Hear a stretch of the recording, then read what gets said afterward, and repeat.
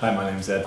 So how did you become interested in this occupation? I pretty much spent my entire, early years of my career selling to customers directly and specifically businesses. So my position today, I've evolved into that position more so than knowing that this is what I was going to do. Worked your way up? Yeah, pretty much worked my way up, but it's really just a passion to work with customers and really trying to, solve their business problems. What do you do on a typical day?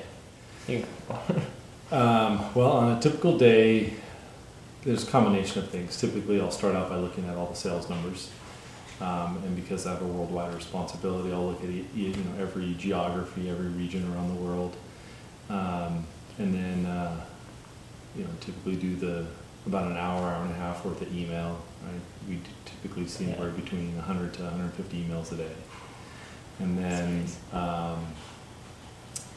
Either have a combination of customer meetings, one-on-one with my employees, giving updates to my boss, and then doing some strategic planning work. That's awesome. What skills do you think are needed or are best for this occupation? Wow. Well, I think, this job's kind of interesting because you have to have a pretty good level of business acumen. So you need to know, how businesses work, ins and outs. You have to have some financial acumen. You need to know, when the numbers make sense and when they don't.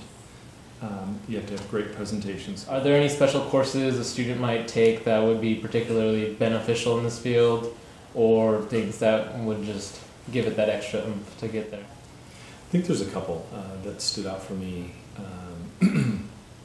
So early on, organizational behavior. So there's classes that I recall at the time in my business degree that were called organizational behavior. And the reason that was relevant is so much of what I do is done through influence and understanding organizational matrices. So that's one. Certainly accounting, two. And then some of the marketing classes I think were good as well to understand. Yeah, because ultimately you need to be able to differentiate between, like for a product, what's a feature versus what's a benefit. Yeah. Ultimately, customers don't care about features. You need some of that lingo. Yeah, ultimately they don't care how many megapixels something has. They want to know, am I going to be able to deliver a great picture at the end of the day, using the camera as an example. So, I'd say marketing, organizational behavior, and financial accounting. What do you like best about your job? I like just the people interaction. I've come to realize that I wouldn't be as happy if I was drawing blueprints all day or working on software code. That just isn't who I am. I'm much more like to engage with people. I find people interesting, and so I have the chance to do that both with employees and within the company, but also with customers. Oh, that's exactly how I am. What do you like least about your job? What do I like least about the job? Well, when things go wrong, I think it's inevitable. Something will always come up and pop up, and that's probably the least favorite part of the job. Not because I don't like handling the issue, but because sometimes issues just take a long time to resolve, and so you end up getting behind in so many other areas because you're trying to resolve a problem. How much time do you spend at work, maybe in a week, in a day, in a month?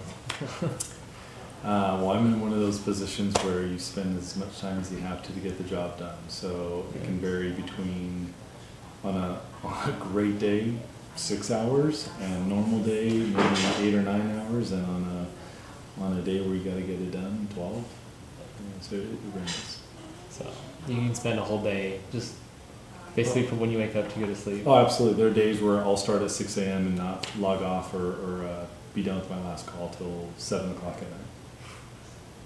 That's a lot. So what special advice would you give someone interested in this field?